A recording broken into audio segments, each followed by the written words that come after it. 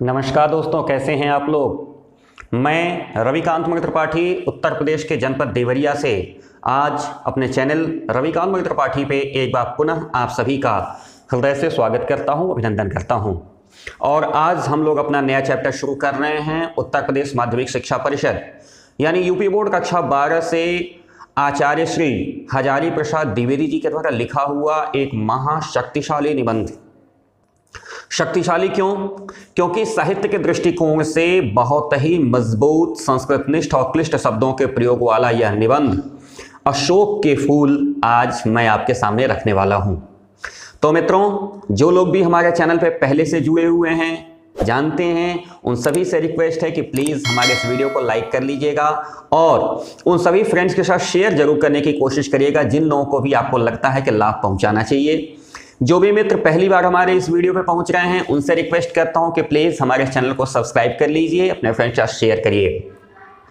चूंकि पाठ लंबा है, इसलिए बिना किसी भूमिका के हम लोग सीधे अपने टॉपिक पे आएंगे। आचार्य हजारी प्रसाद द्विवेदी जी अशोक के फूल निबंध को लिखते हुए ये एक व्यवस्था आपके सामने रखना चाहते हैं कि हमें अपनी प्राचीन संस्कृति पर गर्व होना चाहिए।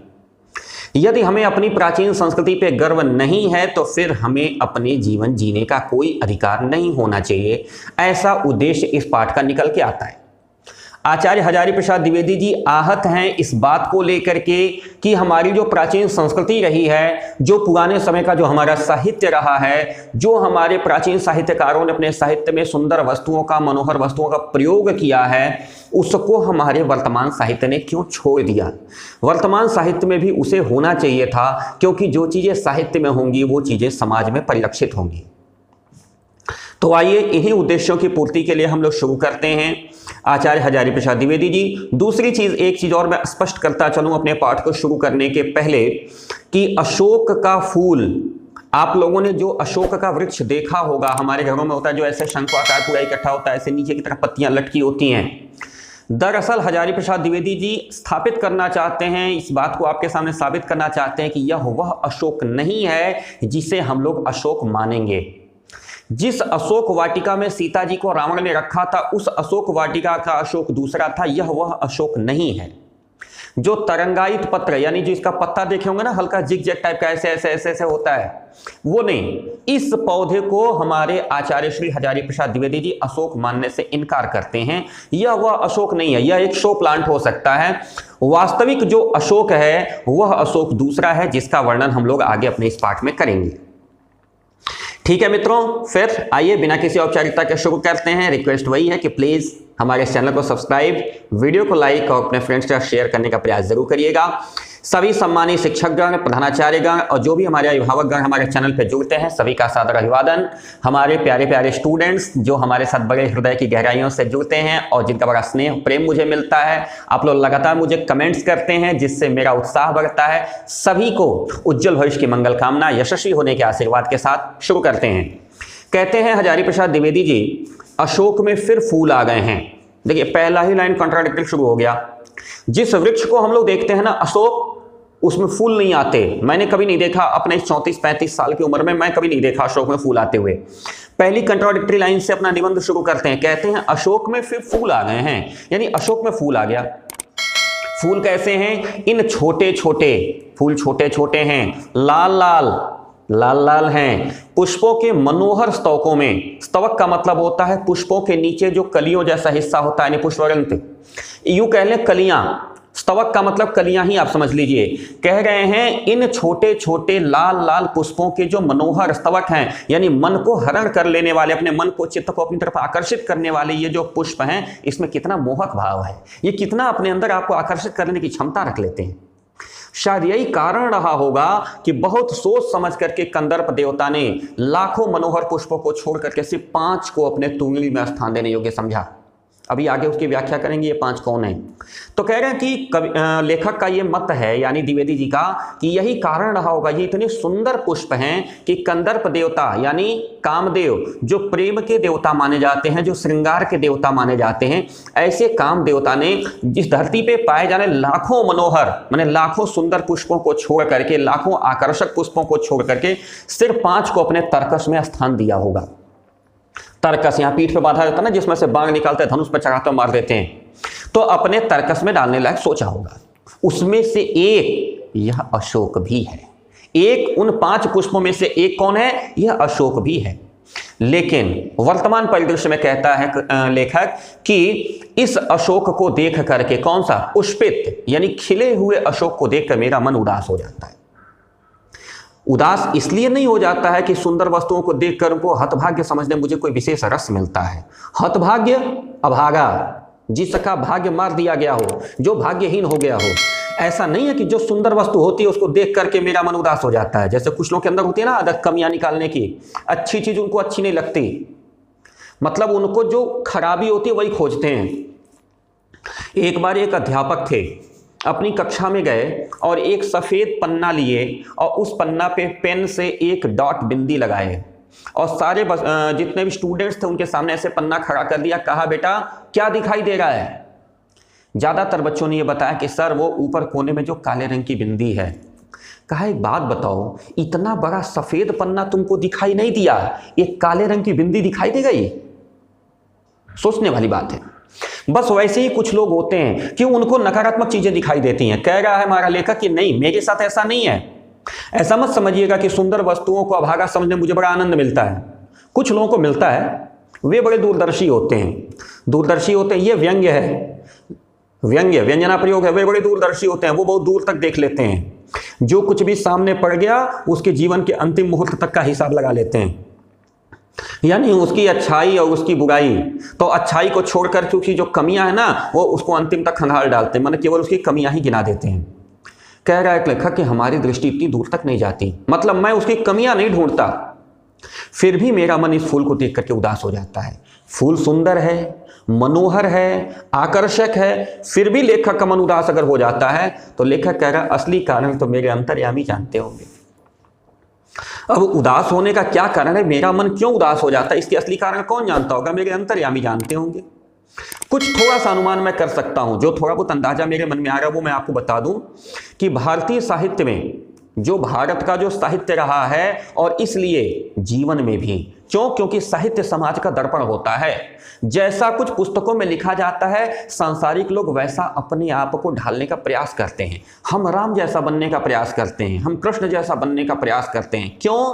क्योंकि पुस्तकों में लिख के बताया गया है कि वो लोग ऐसा किए और ऐसा किए।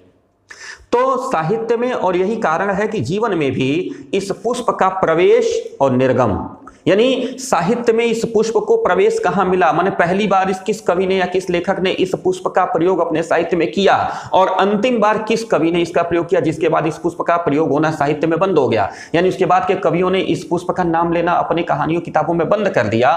यह बड़ा विचित्र नाटकीय व्यापार है, यह बड़ा ही विचित्र है, पता नहीं चलता कि ऐसा कैसे हो गया। कहना है लेखक का कि ऐसा तो नहीं है कि कालिदास के पूर्व भारतवर्ष से इस पुष्प का कोई नाम नहीं जानता था। लेखक चिंतित है, कह रहा है कि ऐसा तो नहीं था कि कालिदास ने जो है मालविकाग्निमित्रम एक नाटक उन्होंने लिखा तो उसमें इन्होंने इस पुष्प का प्रयोग किया। तो कह ऐसा तो नहीं है कि कालिदास के पहले इस पुष्प का नाम कोई नहीं जानता था भारत में, लेकिन कालिदास के काव्यों में जिस शोभा और सौकुमार्य का भार लेकर के, सौकुमार्य मतलब सुकुमारता, जिस सुकुमारता का भार कंधे पे लेकर के, मतलब कोमलता के साथ और सुंदरता के साथ यह अशोक प्रवेश करता है, यानी कालिदास के साहित्य में जिस प्रकार से इसको स्थान मिला है शायद वैसा कहीं नहीं मिला। उस प्रवेश में नववधू के गृह प्रवेश की भांति शोभा है, गरिमा है, पवित्रता है, सुकुमारता है। जैसे कोई नई नवेली दुल्हन जब घर में पहली बार प्रवेश करती है ना, तो उसके प्रवेश में क्या होती है? कोमलता होती है, वो धीरे धीरे चलती है, प्रेम सहित चलती है, उसमें गरिमा होती है, वो गृह लक्ष्मी बना करके घर में लाई जाती है, उसका आदर होता है, उसमें एक पवित्रता होती है। ठीक उसी प्रकार से अशोक को भी कालिदास ने स्थान दिया है। लेकिन लेखक परेशान है, कह रहा लेकिन एकाएक मुसलमानी सल्तनत की प्रतिष्ठा के साथ ही, जैसे ही हमारे देश में मुगलों का साम्राज्य आया, उसके बाद यह मनोहर पुष्प साहित्य के सिंहासन से चुपचाप उतार दिया गया। जैसे ही मुगल आए, यह पुष्प साहित्य के सिंहासन से चुपचाप उतार दिया गया, मतलब हमारे साहित्यकारों ने इस पुष्प का वर्णन अपने साहित्य में करना छोड़ दिया। कह रहा लेखक नाम तो लोग बाद में भी लेते थे, गनीमत है कि इसके बाद भी लोग अशोक का नाम लेते थे, लेकिन बिल्कुल वैसे ही जैसे बुद्ध और विक्रमादित्य का। बुद्ध और विक्रमादित्य ये ऐसे लोग रहे जिनको बड़ा आदर और सम्मान मिलना चाहिए था समाज में, लेकिन समाज ने स्थान नहीं दिया। मैं आप लोगों से बड़े कहता हूं, हृदय पे हाथ रख के बताइएगा कि कितने लोग विक्रमादित्य के बारे में जानते हैं। वह विक्रमादित्य जो न्याय का अधिष्ठाता राजा हुआ, सबसे ज्यादा न्यायप्रिय राजा अगर अपने यहां किसी को मानते हैं तो विक्रमादित्य को मानते हैं। हमारे यहां भगवान बुद्ध जो एक साधारण राज परिवार में जन्म लेकर के और बिहार के बोध गया से लेकर के सारनाथ तक जिन्होंने ज्ञान की वो अखंड ज्योति फैलाई, मैं उसी भगवान बुद्ध की धरती से आता हूं। आज देवरिया और कुशीनगर दो जिले अलग अलग हो गए, लेकिन पहले देवरिया और कुशीनगर एक ही जिला हुआ करता था। देवरिया जहां पे भगवान बुद्ध का महापरिनिर्वाण हुआ है, मैं जहां से बैठ के बात कर रहा हूं यहां से मात्र 25 किलोमीटर की दूरी पे है कुशीनगर। देश विदेश के यात्री आते हैं वहां पे माथा टेकने के लिए, हम लोग भी जाया करते हैं। तो जैसे भगवान बुद्ध और विक्रमादित्य को हमारे साहित्य ने स्थान नहीं दिया, बिल्कुल वैसे ही अशोक को भी भुला दिया गया। कह रहे हैं अशोक को जो सम्मान कालिदास से मिला वह अपूर्व था, पहले कभी नहीं मिला। जो सम्मान कालिदास ने अशोक के पुष्प को दे दिया वह इसके पहले कभी नहीं मिला था। कह रहे हैं कि वह अशोक कैसा था? सुंदरियों के आसिंजनकारी। आसिंजनकारी मतलब मनोहर आवाज करने वाले, सुंदर आवाज करने वाले। नूपुर यानी पायल। दरअसल देखिए नूपुर कहते हैं बिछिया को, जो हमारी माताएं और बहनें विवाह के बाद पहनती हैं पैर की उंगलियों में, जो पैर की अंगूठी होती है उसको हमारे यहाँ बिछिया कहते हैं। वास्तव में नूपुर संस्कृत में उसी का शब्द है। वो भी, उसमें भी छोटे छोटे घुंघरू लगे होते हैं, जब हमारी देवियां चलती हैं तो बजता है। कह रहे हैं कि सुंदरियों के आसिंजनकारी नूपुर वाले चरणों के मृदु आघात से वह फूलता था। अशोक को एक ऐसा वृक्ष माना गया है जिस वृक्ष में दैवीय गुण थे। कह रहे हैं कि उस वृक्ष पर जब हमारे घर की बेटियां और बहनें पैर से आघात करती थी, यानी पैर से चोट मारती थी, तब उसमें पुष्प आते थे, तब वो खिलता था। ये हमारे समाज में एक लोकोक्ति है कि अशोक के वृक्ष को हमारी जो नवविवाहिताएं हैं वो पैर से स्पर्श जब तक न करें तब तक उसमें पुष्प नहीं आएंगे। कह रहे हैं कालिदास का जो अशोक था ना, वो हमारी सुंदरियों के सुंदर आवाज करने वाले नूपुर वाले पैरों के आघात से, चोट से वो खिलता था। कोमल कपोलों पर, कपोल कहते हैं गालों को, जो हमारी नवविवाहिताएं, हमारी जो बहनें माताएं देवियां थीं, उनके गालों पर कर्णावतंस यानी कर्णफूल के रूप में झूलता था। यानी उसके पुष्प से हमारी बहनें, हमारी माताएं कान का फूल बनाया करती थीं, यानी कान में पहनने वाले आभूषण बनाया करती थी।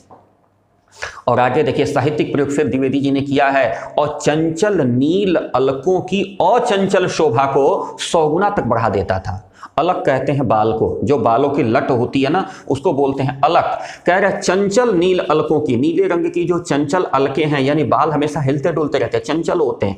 कहा चंचल नील अलकों की ऐसी शोभा जो अचंचल है, मतलब जो एकदम सुंदर शोभा है, जो कभी हिलती डुलती नहीं, एकदम सुंदरतम जो शोभा है, जो कभी बिखरती नहीं, जो हिलती डुलती नहीं, ऐसी शोभा को 100 गुना तक बढ़ा देता था। यानी अशोक के फूल की वेणी जो है महिलाएं हमारे बालों में लगाया करती थी। वह महादेव के मन में क्षोभ पैदा करता था। महादेव यानी शंकर जी के मन में कष्ट पैदा करता था। क्यों?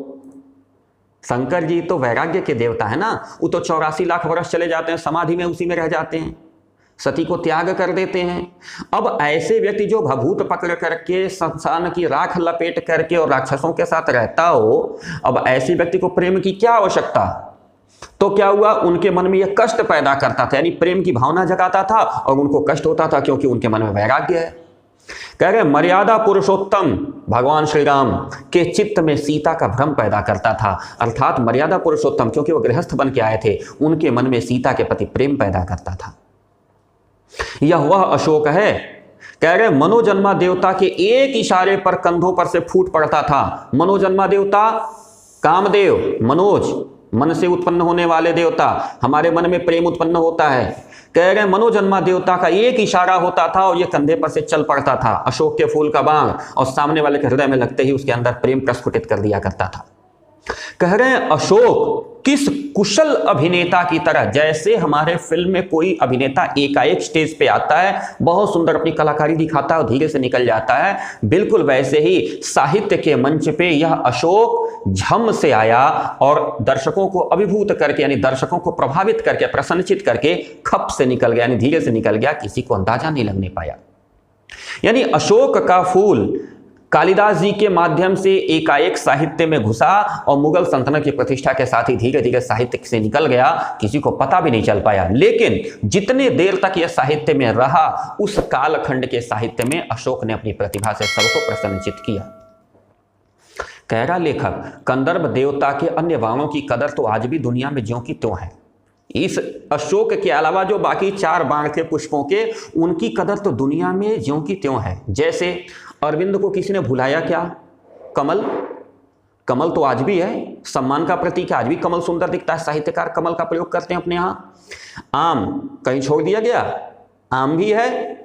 नीलोत्पल, नील कमल, उत्पल का मतलब होता है कोपलें, कहा नील उत्पल, नील कमल, उसकी माया को कोई काट पाया? यानी वो भी अपनी माया से कवियों को संबोधित किए हुए है, अभी भी उसकी प्रयोग अपने साहित्य में होते हैं। नौमल्लिका की बहुत विशेष पूछ नहीं है।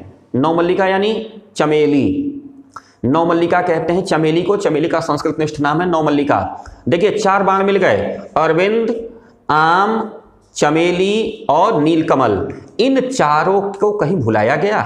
हाँ, नौमल्लिका की कोई बहुत विशेष पूछ नहीं है, लेकिन इससे ज्यादा थी ही कहां, मतलब जितनी थी उतनी अभी भी बची हुई है। लेकिन भुलाया अगर कोई गया है तो क्या? अशोक। अशोक को साफ हमारे साहित्यकारों ने भुला दिया, अशोक का तो कहीं उपयोग ही नहीं किया। मेरा मन उमड़ घुमड़ कर भारतीय रस साधना के पिछले हजारों वर्षों पर बरस जाना चाहता है। ये जो मेरा मन है ना, घूम घूम करके जैसे बादल उमड़ घुमड़ के आते हैं ना, जो भारतीय रस साधना है पिछले हजारों वर्षों की, पिछले हजारों वर्षों में जो साहित्य के अंदर जो आनंद और जो प्रेम हमारे साहित्यकारों कवियों ने भरा है ना, उस पर मेरा मन रोने को कर रहा है, बरस जाना चाहता है। मतलब रुलाई आ रही है मुझको कि आखिर ऐसा कैसे हो गया कि इतनी महत्वपूर्ण चीज साहित्यकारों से छूट गई। क्या कविता सो गई थी? क्या कवियों की सहृदयता यानी दयालुता लुप्त हो गई थी? क्या यह मनोहर पुष्प भुलाने की चीज थी? इतना सुंदर पुष्प क्या यह भूल जाने की चीज थी? क्या कविता सो गई थी?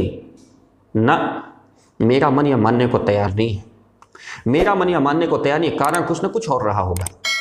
और कह रहा है लेखक कि इससे भी ज्यादा तो दुख तब होता है कि जब एक तरंगायित पत्र वाले, एक ऐसा पत्ता जिसमें ऐसे तरंगे टाइप की उभरी रहती हैं, एक तरंगायित पत्र वाले निफूले पेड़ को, माने बिना फूल वाले पेड़ को पूरे उत्तर भारत में अशोक कहा जाने लगा। मतलब कि अशोक को याद भी किया तो कैसे? अपमान करके। माने बिना फूल वाले एक साधारण से वृक्ष को आपने अशोक कह दिया, ठीक नहीं। कह रहा लेखक, लेकिन मेरे मानने न मानने से होता क्या है? मेरे मानने न मानने से होता क्या है? ईसवी सन के आरंभ के आसपास, यानी अभी क्या चल रहा है हम लोग का 2021, यानी 2000 साल पहले, ईसवी सन के आरंभ के आसपास यह जो अशोक का पुष्प था ना, वो भारतीय धर्म, साहित्य और शिल्प में अद्भुत महिमा के साथ आया था। यानी आज के 2000 साल पहले हमारे साहित्य में अशोक के फूल की बड़ी उपयोगिता थी, बहुत। उस समय शताब्दियों के परिचित यक्षों और गंधर्वों ने भारतीय धर्म साधना को एकदम नवीन रूप में बदल दिया था। देखिए, ये 2 लोग रहे, यक्ष और गंधर्व, इसके साथ एक नाम और जुड़ता है, किन्नर। यक्ष, किन्नर और गंधर्व, ये 3 ऐसे देवता रहे ना जो साधारणतः प्रेम और विलास के देवता माने जाते हैं। तो इन यक्षों और गंधर्वों ने अशोक के फूल को बहुत ही सुंदर स्थान अपने धर्म साधना में दिया है, और भारतीय धर्म साधना में यक्षों और गंधर्वों, किन्नरों ने अशोक के फूल को अपनाया है। कह रहा लेखक, पंडितों ने शायद ठीक ही सुझाया है। पंडित ब्रह्मा, मैं रविकांत मित्र त्रिपाठी पंडित नहीं। पंडित का मतलब होता है ज्ञानवान, जानकार, बुद्धिमान। कहा पंडितों ने ठीक ही सुझाया है कि गंधर्व और कंदर्प, गंधर्व और कंदर्प, यानी गंधर्व वह जाति और कंदर्प यानी हमारे कामदेव, दोनों वस्तुतः एक ही शब्द के भिन्न भिन्न उच्चारण हैं। कुछ साहित्यकारों ने ऐसा बताया कि गंधर्व और कंदर्प एक ही विषय के 2 उच्चारण हैं, माने पर्यायवाची हैं दोनों आपस में। कंदर्प देवता ने यदि अशोक को चुना है किसी भी कारण से, यह सोच लीजिए कि यदि कंदर्प देवता ने, यदि हमारे कामदेव जी ने अशोक का चुनाव किया है, तो यह निश्चय ही आर्येतर सभ्यता की देन रही होगी। आर्येतर माने आर्यों से इतर, जो हम लोग श्रेष्ठ आर्य मानते हैं अपने पूर्वजों को, उनसे भी इतर यानी उनसे भी ऊपर यानी किसी न किसी दैवीय सभ्यता की देन रही होगी।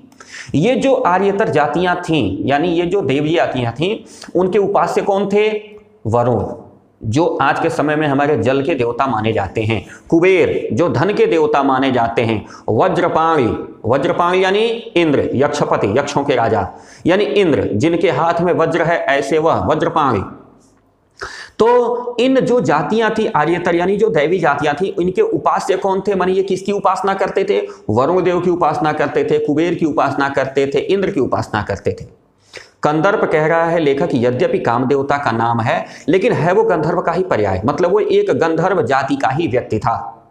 हाँ, एक बार शिव से भिड़ने जा करके यह पिट चुके थे, है ना, कि जब वो तारकासुर का बहुत ज्यादा आतंक हो गया था तो देवताओं ने जा करके कामदेव को मनाया था कि चल करके शंकर जी के सीने पे पुष्प का बाण मारो ताकि उनके अंदर प्रेम उत्पन्न हो और वो जा करके पार्वती से विवाह करें, ताकि उससे जो पुत्र उत्पन्न होगा वही तारकासुर का विनाश करेगा। तो कार्तिकेय का जन्म, अब यह कार्तिकेय का जन्म क्या है? कालिदास की एक बहुत बड़ी महाकाव्य है कुमार संभवम। तो कुमार संभवम में भी कालिदास ने अशोक का प्रयोग किया है। वहां पे अशोक के ही पुष्प का बाण काम देवता ने शिव जी के सीने पर मारा था। कुमार संभवम यानी कार्तिकेय का जन्म हुआ और वही कार्तिकेय तारकासुर के विनाश का कारण बना। तो कह रहा है कि एक बार शिव से भिड़ने जाकर के ये पिट चुके थे, विष्णु से बहुत डरते थे, कामदेव जी विष्णु से बहुत डरते थे और बुद्ध देव से भी टक्कर लेकर के लौट आए थे। बुद्ध देव को बोध गया में गए थे उनका ध्यान भटकाने के लिए, नहीं भटका पाए, सारा प्रयास करके हार गए, लौट आए। ये कामदेव जो है ना, वो बुद्ध देव को भी गए थे उनका ध्यान भटकाने के लिए, यहां गया में नहीं कर पाए, सारा अपना प्रयास निष्फल हो गया, बुद्ध देव की समाधि नहीं टूटी, वापस लौट आए।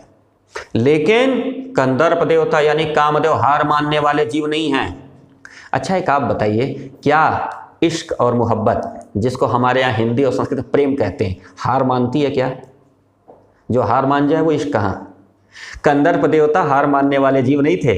बार बार हारने के बाद भी वो झुके नहीं, नए नए अस्त्रों का प्रयोग करते रहे, नए नए अस्त्र अपने ले आते रहे, शायद ये, शायद वो, शायद अगला, और शायद अंतिम अस्त्र था जिससे बौद्ध धर्म को उन्होंने घायल कर दिया, शैव मार्ग को अभिभूत कर दिया, प्रसन्नचित कर दिया, यानी बौद्ध धर्म को भी किनारे कर दिया उन्होंने, शैव धर्म को भी प्रसन्नचित करके किनारे कर दिया। और शाक्त साधना माने शक्ति की जो साधना थी, मतलब ताकत की जो क्षमता सामने रखने वाली थी, उसको उन्होंने झुका दिया।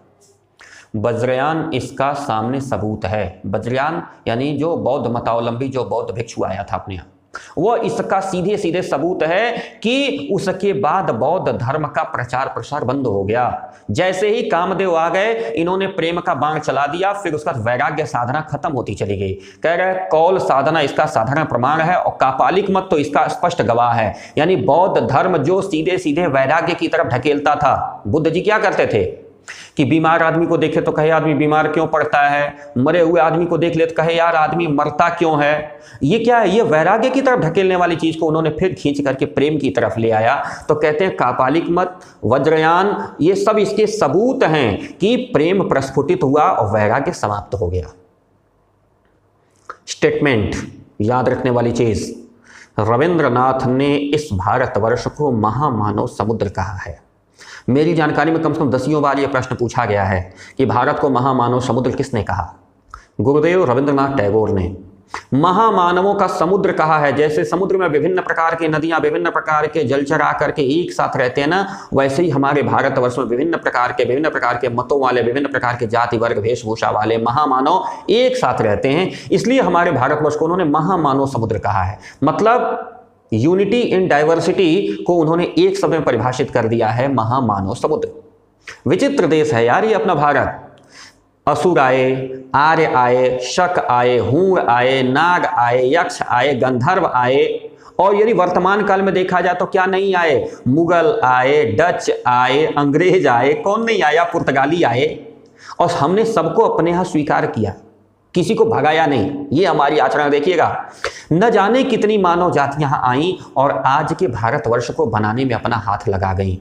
जी हाँ, जो भी आए उन्होंने यहाँ पे रचना भी किया। मुगल आए, उन्होंने हमको ताजमहल और लाल किला जैसी इमारतें दी, चार मीनार बना के दिया उन लोगों ने।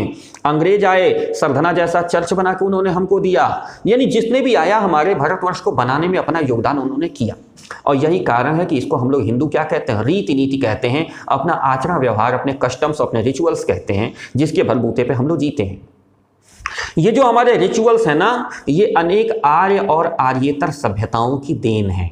बहुत सारे आर्य और आर्येतर यानी हमारे जो पूर्वज थे और उनके जो पूर्वज थे, दोनों के सभ्यताओं का ये मिला हुआ सम्मिश्रण है। कह रहा अनेक आर्य और आर्येतर उपादानों का अद्भुत मिश्रण है। उनका जो योगदान रहा ना, जो उन्होंने हमको गिफ्ट किया अपनी संस्कृतियां, जो उनसे हम लोग देख करके सीखे ना, इसका अद्भुत मिश्रण है।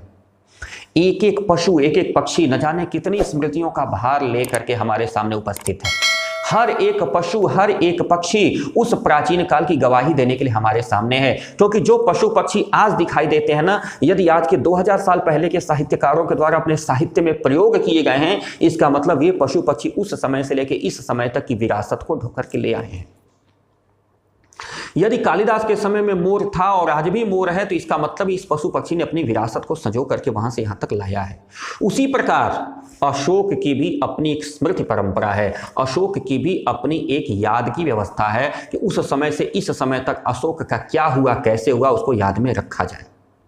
आम की भी है, बकुल की भी है। बकुल मौलसरी का पौधा आता है, पुष्प आप लोग देखे होंगे। बकुल की भी है, आम की भी है, चंपा की भी है। हमें सब मालूम है क्या? हमने सबका देखा है? नहीं। जितना मालूम है उतने का अर्थ स्पष्ट हो चुका है ना। कह रहा है कि आम की भी स्मृति परंपरा है, प्राचीन काल से लेकर आम भी आया है, मौलसरी भी पहले थी, अभी भी है, हर चीज की अपनी, चंपे की भी है। लेकिन क्या सब कुछ हमको मालूम है? और यदि बाय द वे कुछ मालूम भी है, तो क्या सब कुछ क्या डिटेल्ड है? क्या सबका अर्थ हमको स्पष्ट पता है? नहीं। तो फिर जितना है कम से कम उतने पर तो ध्यान रखें। कहा लेखक ने ना कि जितना मालूम है क्या उतने का स्पष्ट हो चुका है। यानी ये हमारी गलती है ना कि जितना हुआ उतने का तो होना ही चाहिए था, कोशिश तो पूरे की करनी चाहिए थी। लेकिन यदि हम नहीं कर पाए तो कम से कम जितना है उतने का तो कर लें। कह रहा लेखक, पता नहीं किस बुरे मुहूर्त में मनोजन्मा देवता ने शिव जी के ऊपर पुष्प का बाण फेंका था। बुरा मुहूर्त ही नहीं कहेंगे कि बताइए, बाण चलाने वाला अगर खुद भस्म हो जाए, मार दिया जाए, तो इससे खराब मुहूर्त क्या होगा? भाई गोली चलाए और जिसको गोली लगे वो न मरे, बल्कि जो चलाया वही भस्म हो जाए, मर जाए, तो ये क्या होगा? गोली चलाने वाले का तो बुरा ही मुहूर्त कहा जाएगा कि अच्छा मुहूर्त कहा जाएगा? कह रहा पता नहीं किस बुरे मुहूर्त में मनोजन्मा देवता ने शिव जी को बाण फेंका था कि अपना ही शरीर जलकर राख हो गया। क्यों राख हुआ? शिव जी का तीसरा नेत्र खुला और जैसे एक बार तो सीधा फोकस कहाँ पड़ा? सामने हेडलाइट पड़ी और हेडलाइट की जद में जो आया सो स्वाहा। अब क्या हुआ? कामदेव तो भस्म हो गए। कह रहे वामन पुराण, जो वामन पुराण है उसके 6वें अध्याय की गवाही पर हमको मालूम है, यानी उसके 6वें अध्याय में यह बात लिखी हुई है कि उनका जो पुष्पों का जो धनुष था वो रत्नों का बना हुआ था। यानी बाण तो पुष्प के थे, लेकिन धनुष किस चीज का था? वो पुष्पों का न बन के किसका बना हुआ था? रत्न और मणियों का बना हुआ था। वह टूट करके धरती पर गिर गया। जहां मूठ थी, मूठ यानी धनुष को एकदम बीचों बीच से जो पकड़ने का स्थान होता है, मूठ, जो मूठ थी वह स्थान रुक्मणी का बना हुआ था, वह टूट करके धरती पर गिरा और धरती पर गिरते ही चंपे का फूल बन गया। जो बीच का स्थान था धनुष का टूट के गिरा और क्या बन गया? चंपे का फूल बन गया। हरि का बना हुआ जो नाह स्थान था, नाह मतलब मूठ के बगल में जो ऐसे हल्का आर्क होता है, नाह स्थान, नाह का मतलब होता है बहुत ही ज्यादा मर्म का स्थान, बहुत ही ज्यादा नाजुक स्थान। यानी हमारे धनुष में सबसे महत्वपूर्ण स्थान नाह का होता है, वहीं से धनुष झुकता है जब खींचा जाता है, तनाव टेंशन वहीं से लेता है। हरि का बना हुआ जो नाह स्थान था वह टूट करके गिरा और मौलसरी के, यानी बकुल जिसको भी हम लोग प्रयोग करते हैं, मौलसरी के सुंदर पुष्पों में बदल गया। अच्छा ही हुआ। इंद्रनील मणियों का बना हुआ जो कोटि प्रदेश था, माने आगे जाके जहां से धनुष ऐसे टर्न लेता है हल्का, इंद्रनील मणियों का बना हुआ जो कोटि प्रदेश था वह टूटा और पाटल पुष्पों में, यानी पलाश के पुष्पों में, पलाश का पुष्प सबसे ज्यादा मुलायम होता है, रंग बनाने के लिए लोग प्रयोग करते हैं पलाश, पाटल पुष्प यानी पलाश के पुष्पों में परिवर्तित हो गया। यह भी बुरा नहीं हुआ। लेकिन सबसे सुंदर बात यह हुई कि चंद्रकांत मणियों का बना हुआ मध्य देश, यानी जो बीच में जो चंद्रकांत मणियां लगी हुई थी उस पे, वह टूटा और टूट करके चमेली बन गया। चमेली का पुष्प बन गया। और जो विद्रुम की बन के जो निम्नतर कोटि थी, जो सबसे किनारे ऐसे जो ऊपर टर्न लेता धनुष एकदम लास्ट में, वहां पर जो विद्रुम की बनी हुई जो निम्नतर कोटि थी वह बेला का पुष्प बन गई। स्वर्ग को जीतने वाला कठोरतम धनुष जो कि मणियों और हीरों का बना हुआ था, जब वह टूटकर धरती पर गिरा तो कोमल फूलों में बदल गया। देखिए, स्वर्ग को जीतने वाला यानी मजबूततम, यानी जितना मजबूत आप सोच सकते हैं उससे भी ज्यादा मजबूत रहने वाला वह धनुष जब धरती पर गिरा तो किस में बदल गया? कोमल पुष्पों में बदल गया। और यहां पे एक सूक्ति वाक्य लिखता है हमारा लेखक कि स्वर्ग की वस्तुएं भी धरती से मिले बिना मनोहर नहीं होती। कोई भी वस्तु स्वर्ग की उठा ली, जब तक वो धरती से उसकी मुलाकात नहीं तब तक वो मनोहर नहीं बनी। विष्णु क्षीर सागर में लेटे रहते थे, लेकिन उनको भगवान का दर्जा तभी मिला जब वो धरती पे राम बन के आए, धरती पे कृष्ण बन के आए। यानी धरती से जब तक उनकी मुलाकात नहीं हुई तब तक उनको जानने वाला कोई रहा नहीं। तो स्वर्ग की वस्तुएं जब तक धरती से नहीं मिलती तब तक उसमें सुंदरता नहीं आती। चलते हैं आगे। कह रहा लेखक, परंतु मैं दूसरी बात सोच रहा हूं। मैं जो सोच रहा हूं वो बात दूसरी है। इस कथा का रहस्य क्या है? क्या यह पुराणकार की सुकुमार कल्पना है, यानी पुराण लिखने वाले की मन में कोमल कल्पना है, या सचमुच यह फूल भारतीय संसार में गंधर्वों की देन है, यानी गंधर्वों ने ही भारत को दिए हैं? दो कारण सोच के चल रहा है। या तो पुराणकार की कपोल कल्पना होगी कि भाई उसने ऐसा कह दिया कि यार वो धनुष था वो ऐसे टूट गिरा और ऐसे ऐसे पुष्प में चेंज हो गया। यह तो हाइपोथेसिस हो सकती है। लेकिन कह रहा है क्या सचमुच यह पुष्प भारतीय संसार में गंधर्वों की देन है? एक निश्चित काल के पूर्व, एक निश्चित समय मतलब कालिदास के पहले जब उन्होंने कुमार संभवम लिखना शुरू किया, उसके पहले तक इस पुष्प का नाम हमारे साहित्य में नहीं मिलता। रही बात सोम, सोम जिसको हम लोग साधारणतः उसका परिप्रेक्ष्य मान लेते हैं ड्रिंक से, शराब, लेकिन नहीं, यह सोम वह शराब नहीं है। यह सोम एक मादक पदार्थ तो है, लेकिन उस मादक पदार्थ में पवित्रता है जो देवताओं को चढ़ाया जाता था। यह वह नहीं है जिसको पी करके लोग उलटते पलटते चलते हैं, नाली में गिरे रहते हैं, कुत्ता चाट रहा होता है। ये वो वाला सोम नहीं है भैया, प्लीज। ठीक है, ध्यान दीजिएगा। बहुत सारे लोग जो है ना, एक चीज में आपको थोड़ा सा प्रसंग आ गया तो मैं एक चीज में कंफर्म कर दूं। बहुत सारे लोग कहते हैं भांग पीते हैं, गांजा पीते हैं, शराब पीते हैं, शंकर जी को भोग लगाते हैं। यार शंकर जी कब से गांजा पीने लगे यार? शंकर जी कब से भांग खाने लगे यार? अरे यार शंकर तो वो हैं कि समाज में जो जो खराब चीजें हैं उसको वो स्वीकार करते हैं। शंकर भांग और गांजा नहीं पीते, शंकर जहर पीते हैं। कौन सा जहर? जो मानव सभ्यता के लिए नुकसानदायक है। मानव सभ्यता को बचाने के लिए जहर पीते हैं, अपने परिवार को बर्बाद करने के लिए शराब पी करके नाली में नहीं उलटते। बदनाम करना बंद कर दो भाई लोग, प्लीज। हमारे भारतीय देवी देवताओं के साथ ये समस्या पैदा हुई है, हमारे अपने लोगों ने हम लोगों को विचित्रित करना शुरू कर दिया है। तो मित्रों मैं आपको बात को पुनः ले आता हूं। मैं कह रहा हूं कि हमारे साहित्य में इसके पहले अशोक की चर्चा नहीं थी। सोम तो निश्चित रूप से गंधर्वों से खरीदा जाता था, लेकिन जो सोम खरीदा जाता था ना, उस सोम में दैवीय और औषधीय गुण हुआ करते थे। आज भी हमारी होम्योपैथिक व्यवस्था की बहुत सारी दवाइयां बिना अल्कोहल का प्रयोग किए नहीं बनती, लेकिन उन दवाइयों में क्या होता है? मानव सभ्यता को बचाने की एक क्षमता होती है, मानव सभ्यता के विकास का उद्देश्य होता है, किसी को बर्बाद करना उद्देश्य नहीं होता है। इसलिए कृपया उस सोम से इस सोम की तुलना न करिएगा। जो बिकता है और जिसको पी करके लोग, एक बार पुनः स्पष्ट कर दूं, नाली में उलट जाते हैं, कुत्ता चाट रहा होता है और परिवार वाले बेचारे रोते बिलखते उनको उठा के ले जाते हैं। कृपया अगर ऐसी भावना अगर आपके अंदर है तो यदि मेरा वीडियो आप देख रहे हैं तो मैं हृदय की गहराइयों से क्षमा प्रार्थना करते हुए कि यदि मेरी बात बुरी लगी हो आपको तो पुनः मुझे क्षमा करेंगे, लेकिन इस व्यवस्था से बचने का प्रयास करिए जितना जल्दी हो सके। बच जाएंगे तो आपका परिवार बच जाएगा। आइए, कहते हैं सोम निश्चित रूप से गंधर्वों से खरीदा जाता था। हमारे जो गंधर्व देवता थे ना, वो सोम का उत्पादन करते थे, उनसे हम लोग प्राप्त करते थे।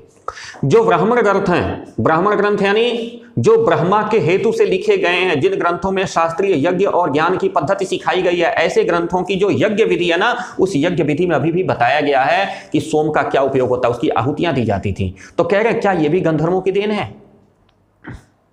कुछ बातें जो मेरे मस्तिष्क में बिना सोचे उपस्थित हो रही हैं, कुछ बातें जैसे यक्षों और गंधर्वों के देवता कुबेर, सोम, अप्सराएं, ये बाद के ब्राह्मण ग्रंथों में भी दिखाई देते हैं। ये जो बाद के ग्रंथ लिखे गए ना, उनमें भी कुछ जगहों पे आते हैं, स्वीकृत हैं, मतलब मिलते हैं, लोग उसको देखते हैं। तथापि फिर भी जो पुराने साहित्य हमारे हैं ना, जैसे जो वेद हैं हमारे और जो पुराने पुराण इत्यादि है ना, उसमें आप देवता के रूप में ही मिलते हैं। बौद्ध साहित्य जो लिखा गया उसमें तो कई बार ये बुद्ध देव को बाधा देते हुए दिखाए गए हैं। भाई मैंने पहले ही बताया, भगवान बुद्ध वैराग्य के देवता और ये लोग प्रेम के, तो वैराग्य को जो प्रभावित करेगा वो तो बाधा देने वाला हुआ ना। तो कह रहे हैं जो बौद्ध साहित्य उसमें ये कई बार बाधा देते हुए बताए गए हैं। महाभारत में ऐसी अनेक कथाएं आती हैं जिसमें संतानार्थी स्त्रियां, संतान की अर्थी, जिनको संतान चाहिए, जिनके पास संतान नहीं है, संतान चाहने वाली स्त्रियां वृक्षों के जो अपदेवता यानी वृक्षों के जो श्रेष्ठ देवता थे यानी यक्षों के पास संतान कामिनी होकर के यानी संतान की इच्छा करके जाया करती थी कि उनकी पूजा करने से हमको संतान की प्राप्ति हो जाएगी। साधारणतः यक्ष और यक्षिणी, गंधर्व और किन्नर ये विलासी और उर्वरताजनक मतलब यानी संतान उत्पन्न करने में सहायक ऐसे देवता माने जाते थे। देखिए कुबेर तो अक्षय निधि के अधीश्वर भी हैं। कुबेर का खजाना तो लोग उदाहरण देते हैं, कितना बड़ा खजाना है जो कभी खत्म ही नहीं होता। दरअसल यक्षमा नामक रोग के कारण ये लोग यक्ष कहला गए। यक्षमा रोग उसी को कहते हैं जिसको आजकल हम लोग टीबी कहते हैं, ट्यूबरकुलोसिस। टीबी जैसे रोग के कारण इनको यक्ष कह दिया गया। दरअसल ये भी थे गंधर्व, यानी ये भी देवगण ही थे। यक्षमा नामक रोग के कारण इनका संबंध ऐसे मान लिया कि इनको यक्ष कह दिया गया। और देखिए इसका सबूत दे रहा है लेखक भरहुत, बोधगया, सांची आदि जगहों पे जो प्रस्तर मूर्तियां यानी जो पत्थर की मूर्तियां उत्कीर्ण हैं यानी तत्कालीन समय में जो मूर्तियां वहां बनाई गई हैं उनमें संतानार्थी यानी संतान चाहने वाली स्त्रियों का यक्षों के सानिध्य के लिए वृक्षों के पास जाना अंकित है। यानी वृक्षों में ही और खास करके अशोक के वृक्ष में ही वो यक्षों का स्वरूप देखती थीं और उनके पास जाती थीं। ऐसा वहां मूर्तियां बनी हुई हैं। लेखक और स्पष्ट करते हुए कहता है कि वहाँ की जो बनी हुई मूर्तियां हैं वो प्रायः नग्न हैं। ज़्यादातर मूर्तियां वहाँ पे नग्न हैं और केवल कटिदेश यानी कमर के हिस्से में एक चौड़ी मेखला पहने हुए हैं। मेखला का मतलब क्या होता है? यानी एक चौड़ा किनारा कपड़े का बना हुआ, यानी एक करधनी कह लीजिए। मेखला मतलब करधनी। एक चौड़ी मेखला कटिदेश यानी कमर के प्रदेश में पहने हुए। अशोक इन वृक्षों में सबसे ज्यादा रहस्यमय है। सबसे ज्यादा रहस्य अगर किसी चीज का है तो वह अशोक है। क्यों? क्योंकि सुंदरियों के चरण तारण से, अभी पाठ के शुरुआत में हम लोगों ने ध्यान दिया था, सुंदरी तो मतलब जितनी सुंदरियां यानी जो हमारी माताएं बहनें हैं उनके चरण तारण से माने चरण से चोट लगने से उनमें दोहद का संचार होता है। दोहद का मतलब होता है गर्भधारण जो स्त्री की हो उसके अंदर जो इच्छाएं जागृत होती हैं उनको बोलते हैं दोहद। यानी गर्भावस्था में जो मन में इच्छाएं उत्पन्न होती हैं उन इच्छाओं को दोहद कहते हैं। यानी कहने का मतलब यह है कि संतान प्राप्ति करने के लिए जो इच्छाएं या जो हार्मोनल एक्टिविटीज होती हैं वो अशोक के वृक्ष में होती थीं। कैसे? जब सुंदरियां अपने पैरों से उसको चोट मारती थीं। ऐसा हमारे ग्रंथों में लिखा है। आगे लिखते हैं, परवर्ती धर्म ग्रंथों से भी पता चलता है कि चैत्र माह के शुक्ल पक्ष की अष्टमी को व्रत करने और अशोक वृक्ष, ये वाला अशोक नहीं जो बता रहा हूं, पुराना वाला जिसकी बात ये कर रहा हूं वो वाला अशोक, उस अशोक के 8 पत्तियों के भक्षण से यानी अगर 8 पत्तियां खा ली जाएं तो स्त्री की जो संतान कामना है वो फलवती हो जाती है। अब देखिए, हो सकता है कि वो जो पत्तियां हो उसमें एस्ट्रोजन या प्रोजेस्टेरोन जैसा कोई हार्मोन रहता हो जिसको खा लेने से हमारे शरीर का जो हार्मोनल एक्टिविटी जो स्टार्ट हो जाती हो। अशोक कल्प नामक पुस्तक में बताया गया है कि अशोक के फूल 2 तरह के होते हैं, लाल और सफेद। सफेद जो होते हैं वो तांत्रिक क्रियाओं में प्रयोग किए जाते हैं। जो तंत्र मंत्र साधना में भूत प्रेत बैताल वाले जो लोग होते हैं, ओझा सोखा, वो लोग प्रयोग करते हैं। और जो लाल वाला होता है ना वो स्मरण वर्धक होता है यानी स्मरण बढ़ाने वाला होता है। लाल पुष्प अशोक का भक्षण किया जाता है, खाया जाता है। पत्तियां भी खाई जाती है मैंने पीछे बताया, और पुष्प भी, उससे स्मरण शक्ति बढ़ती है। देखिए लेखक पूछ रहा है इन सारी बातों का रहस्य क्या है मुझे पता नहीं है, और इसके लिए मेरा मन प्राचीन काल के कुंझटिका छन्न आकाश में दूर तक उड़ना चाहता है। कुंझटिका का मतलब होता है बादल या कुहरा। कुहरा समझ लीजिए, जो कुहरे का जो अवरोध उसका बोलते हैं कुंझटिका। कुंझटिका छन्न, कुंझटिका आछन्न माने कुंझटिका से साफ माने बिल्कुल एकदम नील सफेद जो हमारा आकाश होता है, साफ सुथरे आकाश में मेरा मन दूर तक उड़ना चाहता है ताकि पता कर सके कि इस अखंड ब्रह्मांड में क्या चल रहा है और कहां क्या कैसे हुआ। पर हाय, पंख कहां है? मेरे पास इतनी सामर्थ्य कहां है कि मैं पूरे आकाश में चक्कर लगा सकूं? कह रहा मुझे तो प्राचीन युग की बात मालूम होती है, आर्यों का लिखा हुआ ही साहित्य हमारे पास बचा हुआ है। बहुत प्राचीन साहित्य हमारे पास नहीं है, जो आर्यों का लिखा हुआ है, यानी जो हमारे जो पूर्वज थे ना, उन्हीं का लिखा हुआ साहित्य हमारे पास बचा हुआ है, और वह भी साहित्य उनके अपने दृष्टिकोण से लिखा है। आर्यों का संघर्ष कुछ जातियों से हुआ भाई, तत्कालीन भाई जातियों, भाई हमारा और आज संघर्ष नहीं चल रहा होता है लोगों से, विभिन्न विचारधारा के लोगों का आपस में संघर्ष और टकराव तो होता ही है। अब एक व्यक्ति कह रहा है परीक्षा न कराई जाए, दूसरा व्यक्ति कह रहा नहीं परीक्षा कराई जाए, टकराव हो रहा है, तो टकराव होता रहता है हमेशा, विचारधारा का अंतर हमेशा रहा है। तो कह रहा है कि आर्यों का भी अनेक जातियों से बड़ा संघर्ष हुआ भाई, जिसने उनकी बात नहीं मानी उससे संघर्ष हुआ, जिसने बात मान ली उससे मित्रता हो गई। जो ज्यादा गर्वीली जातियां थी उनसे खूब संघर्ष हुआ, पुराण इसके प्रमाण हैं। यह इतनी पुरानी बात है कि संघर्षकारी शक्तियों ने बाद में देवयोनि जाति मान ली गई। जो हम लोग अपने यहाँ कहते हैं ना कि देवताओं और असुरों में युद्ध हुआ, ये दरअसल देवताओं और असुरों के युद्ध को हमारा लेखक स्पष्ट करता है कि जिन्होंने मेरी बात नहीं मानी और जो डिस्ट्रक्टिव माइंडेड थे वो असुर कहलाए, और जो कंस्ट्रक्टिव माइंड थे और ज्यादातर हमारी बात मान रहे थे वो देव मान लिए गए। कह रहा पहला संघर्ष शायद असुरों से हुआ, पहला संघर्ष हमारे आर्यों का किससे हुआ? असुरों से हुआ। ये बड़ी गर्वीली जाति थी, गर्व करने वाली, मतलब ताकतवर, लड़ने भिड़ने वाली जाति थी, बात मानने वाली नहीं थी। आर्यों का प्रभुत्व इसने कभी नहीं माना। फिर दानवों से, दैत्यों से, राक्षसों से संघर्ष हुआ, लेकिन गंधर्वों और यक्षों से संघर्ष नहीं हुआ। शायद ये शांतिप्रिय जातियां थी भाई, ये दोनों प्रेम के देवता है ना, तो प्रेम के पास तो शांति होती, प्रेम के पास मारपीट की जगह नहीं होती। देखिए मैं आपको बता दूं कि जहां कहीं भी मारपीट दिखाई देगा वहां प्रेम नहीं होगा। प्रेम क्या करता है? मैं हमेशा से कहता आता हूं, प्रेम समर्पण देता, अपना सब कुछ समाप्त करके जो मिले वो प्रेम है। तो कह रहा है कि दानवों, दैत्यों, राक्षसों सबसे संघर्ष हुआ, गंधर्वों, यक्षों से संघर्ष नहीं हुआ, शायद वे शांतिप्रिय जातियां थी। दूसरी बात, भरहुत है, सांची, मथुरा आदि जगहों पे जो मूर्तियां मिली हैं जो यक्ष और यक्षिणी की, उनकी शारीरिक गठन और बनावट देखने से यह स्पष्ट होता है कि शायद ये जातियां पहाड़ी थी, यानी ये पहाड़ के रहने वाले लोग थे। जैसे पहाड़ के लोग होते हैं, नाक चपटी होती है, कद छोटा होता है, थोड़े हेल्दी होते हैं, तो कुल मिलाजुला के उनके शारीरिक गठन और बनावट से ऐसा लगता है कि ये पहाड़ी जातियां थी। दरअसल बात यह है ना कि हिमालय का क्षेत्र, हमारे साहित्यकारों के अनुसार देखा जाए तो हिमालय का क्षेत्र जो है ना, वो यक्ष, किन्नर, गंधर्व और अप्सराओं इत्यादि की निवास की भूमि भी है। ये लोग हिमालय की ही तलहटी में निवास करते थे। तो मित्रों मैं ये कह रहा था कि चूंकि पाठ काफ़ी लंबा है और अभी जिस पॉइंट पे हम लोग हैं लगभग आधा पाठ हमने कंप्लीट कर लिया है, इसको हम भाग 1 कह लेते हैं और आधी वीडियो फिर बना देंगे, क्योंकि 40 मिनट से ज़्यादा का वीडियो हो रहा है, लंबे लंबे वीडियो अपलोड करने का कोई बहुत मतलब नहीं है। तो हम लोग जल्दी ही इसका दूसरा पार्ट भी अपलोड करेंगे, ठीक है। तो ये अशोक के फूल का पहला पार्ट था जिसमें हम लोगों ने आधा पार्ट देखा है। आधे पार्ट के लिए जल्दी ही मैं अगला पार्ट भी आपके सामने अपलोड करूंगा, ठीक है मित्रों। फिर लगे रहिए आप हमारे साथ। एक बार फिर से मैं रविकांत मगध त्रिपाठी जनपद देवरिया से आपके साथ था। पाठ आचार्य श्री हजारी प्रसाद द्विवेदी जी के द्वारा लिखा हुआ अशोक के फूल हम लोग पढ़ रहे थे। इसका प्रथम भाग हम लोगों ने पढ़ा, द्वितीय भाग इसके आगे आने वाली वीडियो में आपको मिलेगा, ठीक है। फिर जितने भी सम्मानित शिक्षक, अभिभावक और प्रधानाचार्य का जुड़े हुए हैं सभी का अभिवादन स्वागत करते हैं। अपने प्यारे दोस्तों का, सभी स्टूडेंट्स का स्वागत करते हुए उनके यशस्वी जीवन की मंगल कामना करते हैं। आपसे रिक्वेस्ट करते हैं कि प्लीज़ सब्सक्राइब, लाइक और शेयर इस पे जरूर काम करते रहिएगा, हमारे चैनल को आगे बढ़ाते रहिए। आप सभी का स्नेह अपेक्षित है। मिलते हैं जल्दी ही। नमस्कार, सत श्री अकाल, जय।